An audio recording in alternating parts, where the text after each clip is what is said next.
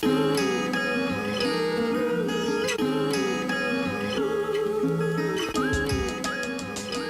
abril de 2019 se cumplen 25 años de las primeras elecciones democráticas en Sudáfrica, un país con una gran diversidad de culturas, de idiomas y de creencias religiosas, tanto que se le conoce como la nación del arco iris.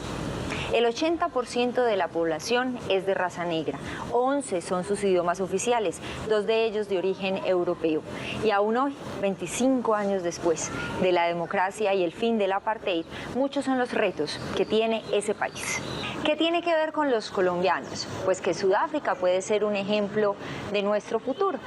Hace un poco menos de 3 años firmamos los acuerdos de paz en el 2016 y allí llevan 25 años después de haberlos firmado y pueden mostrarnos acerca de la verdad, la reconciliación, pero también de la discriminación y los retos que se nos presentan. Bienvenidos a Especiales Telemedellín. Sudáfrica, habitada hace millones de años, cuenta con algunos de los yacimientos paleoantropológicos más antiguos del continente africano, es decir, los primeros humanos de nuestra especie y su evolución. Con los años se establecieron indígenas de diferentes partes de África y muchos años después llegaron los europeos a conquistar el territorio. Primero los portugueses en 1487, quienes establecieron allí una ruta marítima para buscar las riquezas de la India. En 1652, unos 165 años después, llegaron los holandeses y establecieron un puesto para la Compañía Neerlandesa de las Indias Orientales, con el objetivo de abastecer a los barcos de alimentos, agua y atención para los marineros enfermos. Pero se quedaron más de un siglo, ampliaron su colonia, enfrentaron a los nativos y esclavizaron por mano de obra. En 1806, los ingleses la convirtieron en su colonia y se fueron adentrando de la costa hacia el centro, tomando el país. Se sumaron entonces enfrentamientos con los nativos de las comunidades Xhosa y los zulúes por la posesión del territorio y se intensificó el comercio de esclavos, que logró abolirse, en teoría, en 1833. Recursos naturales, tierras y los poderes político, social y económico por años fueron de los europeos. En 1948, es decir, 142 años después de la llegada de los ingleses, pero 461 años de la llegada de los primeros europeos a este territorio, el Partido Nacional, conformado 100% por blancos, llegó al poder e implementó el apartheid, un sistema de segregación racial diseñado para regular la vida de la mayoritaria población negra y mantener el dominio de la minoría blanca. Solo blancos podían votar, viajar libremente por el país, ganar un sueldo mayor por el mismo trabajo, estudiar en escuelas separadas. Los negros, además, debían vivir en zonas alejadas de los blancos y su educación era nula o limitada. En 1961, Sudáfrica logró finalmente su independencia, pero el gobierno continuó con el régimen del apartheid, a pesar de la oposición tanto exterior como interior. Esos movimientos anti-apartheid, especialmente el Congreso Nacional Africano o CNA, iniciaron campañas de resistencia, protestas y marchas que fueron reprimidas con la fuerza por el gobierno. A farm called Lilisley Farm is raided by security police north of Johannesburg in Rivonia, and they found documents, weapons and explosives. This farm was a base for the military armed wing called Umkhonto we Sizwe that was founded in 1961 December, and thus it was also banned. And Mandela was the author of some of these documents that articulated how acts of sabotage were to be carried out. That's how Mandela was implicated in that. Mandela pertenece a una comunidad que se llama una comunidad Xhosa, que es una comunidad de los grupos indígenas de acá, o los grupos raciales de acá. Y el papá era un administrador público de una zona en la costa oriente del país, es una de las provincias de Sudáfrica. Entonces Mandela venía de una familia, digamos, de un funcionario de bajo nivel, pero con una proyección interesante porque ellos se veían de alguna manera como parte de la élite de esa área, o la realeza, llamémosla así. Y Mandela fue a la universidad, estudió Derecho, Y Mandela se empezó a vincular con todos esos movimientos, entonces con movimientos de las organizaciones sociales que estaban realizando este proceso. El Congreso Nacional Africano, que es como el grupo político rebelde que existía acá, ellos intentaron por varios años, como hasta el 60 y pico, hacer protesta pacífica y llevan al Congreso documentos, peticiones, protestas, etcétera, etcétera, etcétera, pero el espacio político se lo cerró el Estado. Entonces, en ese momento, en el 60, es cuando el Congreso Nacional Africano decide empezar una lucha armada o algún tipo de lucha armada para presionar al gobierno. Apareció las fechas de Colombia nuevamente y Mandela es el jefe militar de esa organización. A Mandela lo meten a la cárcel menos de 3 años, en menos de 3 años desde que el Congreso Nacional Africano decidió irse a la lucha armada. A Mandela lo metieron a la cárcel súper rápido. Y eso demuestra de alguna manera la capacidad militar del Estado. Lo que hubo y que fue un fenómeno muy interesante, y es que el gobierno del apartheid estaba arrestando a muchísima gente vinculada con los movimientos de protesta, algunos armados, algunos no armados, y los estaba reuniendo. Entonces, de alguna manera, una de las cosas interesantes del modelo de represión surafricano es que ellos permitieron a que los surafricanos que estaban luchando contra el gobierno se encontraran entre sí mismos y entablaran conversaciones. Entonces estaba el indio de acá, indio de la India, surafricano que no le gustaba el apartheid, el mulato de acá que no le gustaba el apartheid y el negro de acá de diferentes comunidades. Entonces empezó a generar como una conversación nacional en la casa, eso fue muy interesante. En este panorama de protestas, de marchas, de campañas de resistencia de los grupos anti-apartheid, especialmente del Consejo Nacional Africano, fue encarcelado Nelson Mandela y muchos líderes más. Pasaron los años y el apartheid fue generando rechazo a nivel mundial. Un sinnúmero de países rompieron relaciones económicas y diplomáticas con el gobierno sudafricano. Luego vinieron los 80s, con unos aires de transformación. No solamente los negros, también los blancos querían un cambio en el país.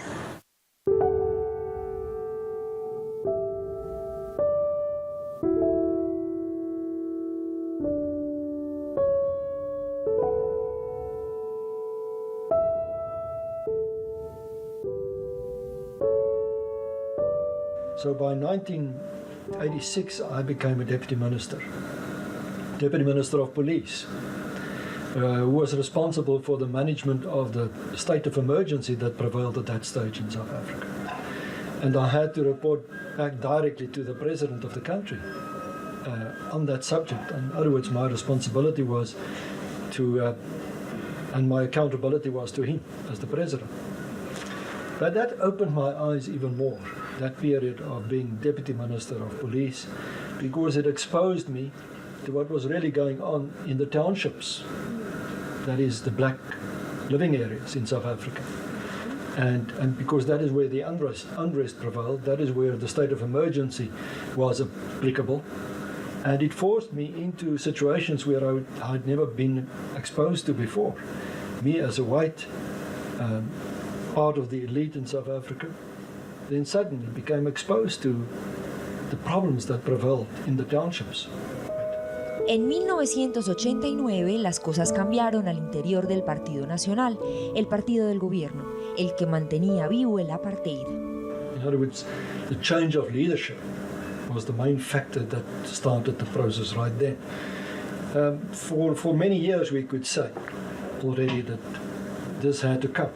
The problems were mounting, the pressure was there, and the internal conviction also started to change in favor of change. But the previous leader, Mr. P.W. Botha, was not ready to do that. He was reluctant to do that. And when he fell ill and had to take retirement, his successor, Mr. F.W. de Klerk, then came in, and it was that change of leadership that was the main factor that started to open up the process.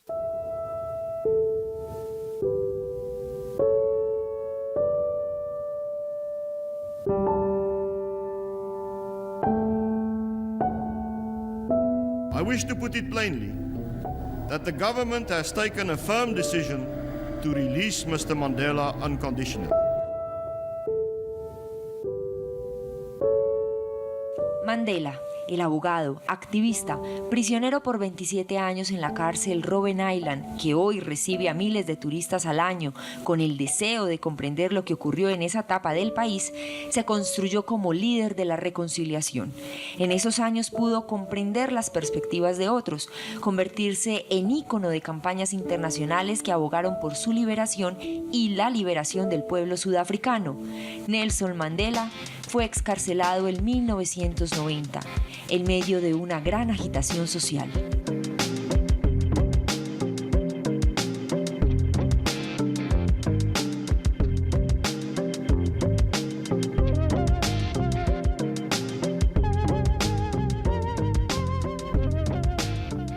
Pero también cuando él salió de la cárcel, él empezó a hablar de paz, él empezó a hablar de reconciliación, empezó a decir que teníamos que bajar las lanzas, que la lanza es como el machete, como el símbolo del machete en el uso de la violencia en Sudáfrica.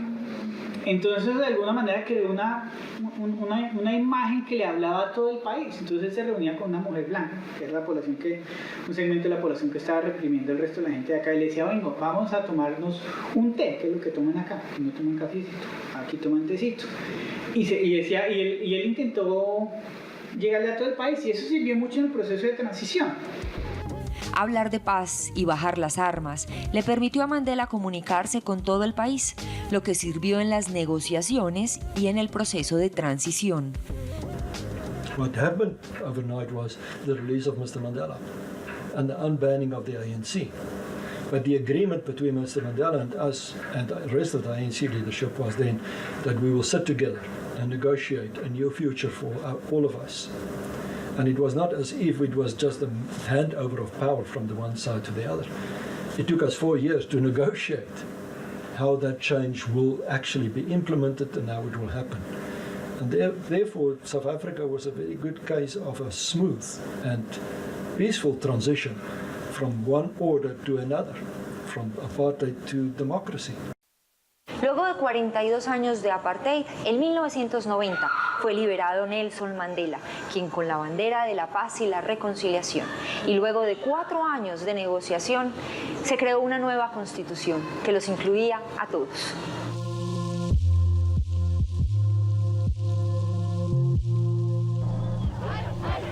Your tireless and heroic sacrifices have made it possible for me to be here today.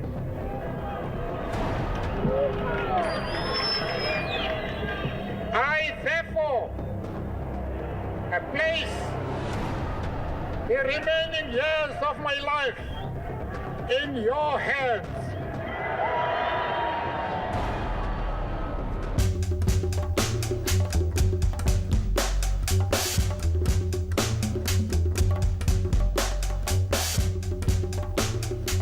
And this is the main point I think we must keep in our minds. In the end, ensuring that we have equal rights for all citizens. Whether you're black or white, we're all equal as individuals in terms of our constitution. But that could only come about because we were prepared to sit down, enter into dialogue with each other, talk to each other, be angry with each other. I can tell you moments where Ramaphosa and I were so angry with each other that we walked out of the room, that we had to come back the next day, because that is part of negotiations. And if you don't go through that exercise in finding each other, starting to believe in each other, building trust amongst each other, you can't expect a good outcome. The real essence of negotiations is a win-win. Not one side telling the others what it demands and expect the others just to give in on that basis, but rather to create a situation where all can be happy because each side has something that it's winning out of the compromise. El apartheid terminó con un proceso de paz, una nueva constitución, las primeras elecciones libres con participación de toda la población en 1994, año en que Mandela fue elegido presidente. I, Nelson Rolihlahla Mandela, do hereby swear to be faithful to the Republic of South Africa.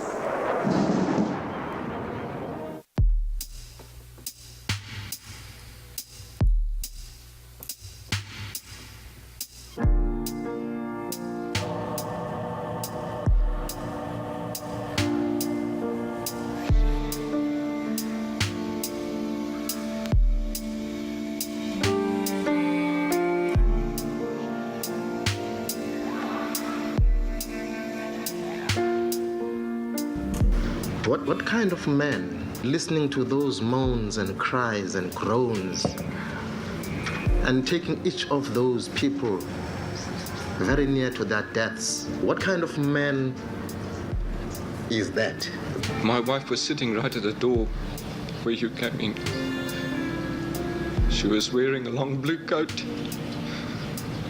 Can you remember if you shot her? We are sorry for what we have done.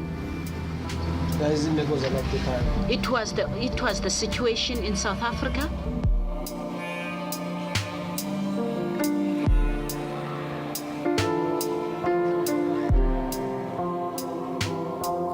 As far as the Truth and Reconciliation Commission is concerned, I think it stands out as a benchmark in the world in terms of how to come to reconciliation about the past. The process in South Africa was not perfect. I can point out a number of failures or shortcomings as far as the Truth Commission's process in South Africa is concerned. But I think it still stands out as a benchmark in terms of how it can be done. And what we did was basically the following. We first completed our agreement on the future and then started to ask questions about the past. If you do it the other way around, my assessment is you will never find agreement on the future because people will keep on opening the wounds instead of looking forward as to what the future can hold.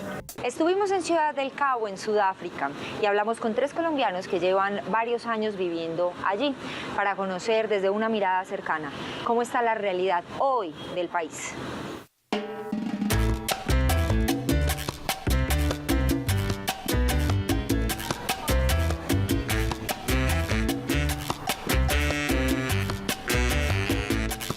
Mi punto de vista personal es que tal vez lo que líderes como Mandela debieron haber hecho o aclarado un poco más es haber dicho, esto es un proceso que va a tomar años, generaciones, o sea, porque fueron décadas de un gobierno del apartheid, entonces va a tomar décadas de un gobierno democrático para que las cosas se transformen. Pero yo siento que ese diálogo no lo hubo, que Mandela, si bien jugó el rol de reconciliar a la gente y de que los partidos políticos llegaran a un acuerdo sin que hubiera las agresiones y las guerras civiles que han habido en otros países, no hubo como un entendimiento de que esto igual no va a ser tan fácil, así que tengamos paciencia. Y yo creo que lo que eso ha resultado es que hoy en día las nuevas generaciones que no tienen ese recuerdo de quién era Mandela, que no lo conocieron, que no lo escucharon como una figura pública en los medios de comunicación, pues eso es historia, pero dicen, pero mi vida sigue siendo complicada, no tengo trabajo, vivo en una casita en las afueras de la ciudad. Entonces hay mucho criticismo, sobre todo de la gente joven. Yo creo que la gente mayor va a morir completamente respetando 100% a Mandela, pero con las nuevas generaciones yo pienso que la situación ya es un poco diferente y va a ser una figura completamente respetada, pero o sea, ella no hace parte de este país. Ya ahorita el país yo siento que entró en una nueva etapa desde hace unos 10 años que va más allá, es la época post-Mandela.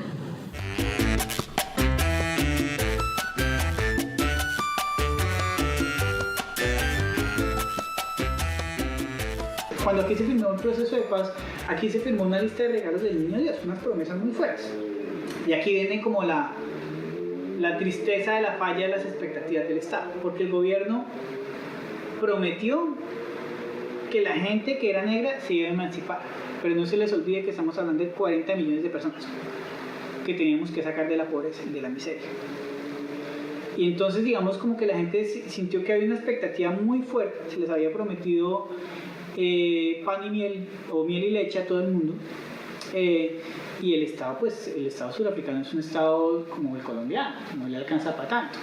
Entonces el gobierno empezó a implementar unas políticas y ha fallado, digamos, ha fallado en algunas de ellas, pero ha logrado unos éxitos interesantes en la reducción de la pobreza, aumento de la expectativa de vida, cobertura de colegios, pero todavía falta mucho, porque este es un país que está en construcción. No se llevó a cabo porque no es un proceso corto y porque no es un proceso simple y porque no es que existe una comisión de la verdad y la reconciliación y por ende todo está resuelto. O sea, no sé si obviamente ese proceso ha tenido muchos problemas. Entonces empieza a cambiar la imagen de lo que fue él, que me parece que es normal. Lo triste es que entonces empieza como que la gente a irse al otro extremo, es donde todo fueron errores, su agenda era maliciosa, o sea, empieza como que a tergiversarse, me parece a mí, también su historia. Y yo creo que hay que reconocerle que hizo cosas muy importantes en el momento que se tenían que hacer y pues no fueron perfectas. Entonces hay que vivir con esas consecuencias. Entonces, por más de que se han logrado cosas, han mejorado servicios públicos, ha mejorado la calidad de vida para la gran mayoría de la población y existe una clase media y una clase alta negra que no existía hace 30 años. O sea, el camino que queda por recorrer para sacar a muchísima gente de la miseria es grandísimo. O sea, y creo que la realidad es, cuando uno viene acá de extranjero, precisamente de turista, me pasa a mí cuando tengo gente visitándome, siempre es como un shock de ver, pero siempre son la gente negra la que vive en la parte pobre y los que son los meseros, mientras que uno ve en los carros buenos y en los barrios buenos a la gente blanca. Yo creo que el espacio público en estas ciudades es como el espejo de la sociedad y lo que tú ves en esos espacios como que te cuenta una historia que para mí responde a las preguntas de por qué después de 24 años no hay integración, por qué esa reconciliación parece ser tan superficial, por qué empiezan las cosas como que a desmoronarse un poco. Y es que en papel todo suena muy bien, pero digamos que esos puentes, por decirlo así, entre comunidades no se han construido todavía. Por parte por el idioma, porque hay tantos idiomas, o sea, hay tantas culturas tan diferentes y hay sigue habiendo tanto resentimiento por todo lo que ocurrió, por las cosas que no han sanado, por la justicia que no se ha hecho. O sea, hay una cantidad de capas. Yo pienso que este país ha avanzado mucho, pienso que este país definitivamente pues, tuvo una transición política a la democratización que fue muy pacífica y eso es algo que se le reconoce a nivel mundial. Sin embargo, la transición económica, el cambio social y la integración racial como de verdad, de corazón de la gente, compaginar los matrimonios multirraciales, que hayan barrios realmente mezclados, eso no se ha dado mucho. Yo pienso que es un proceso como todo, entonces todavía le falta mucho camino por andar a este país en ese sentido. A la fecha, el Congreso Nacional Africano, CNA, continúa en el poder, pese a los escándalos de corrupción y problemas sin avance en su solución, como el elevado desempleo de un 26.7% y la desigualdad social. Luego de casi 9 años del presidente Jacob Zuma en el poder, presentó su renuncia en febrero de 2018 y asumió el cargo Cyril Ramaphosa, quien hizo parte de las negociaciones luego de la liberación de Mandela en 1990, y él, como actual presidente, tiene la misión de cumplir lo pactado y recuperar la confianza en el gobierno. Nadie creía posible resolver el conflicto en Sudáfrica. Si bien no fue un proceso perfecto, sí fue una negociación exitosa. Quiero citar a Roelf Meyer, quien fuera el ministro de Defensa en 1991 y 1992 y que luego participó en todo este proceso de negociación y de transición de gobierno en Sudáfrica.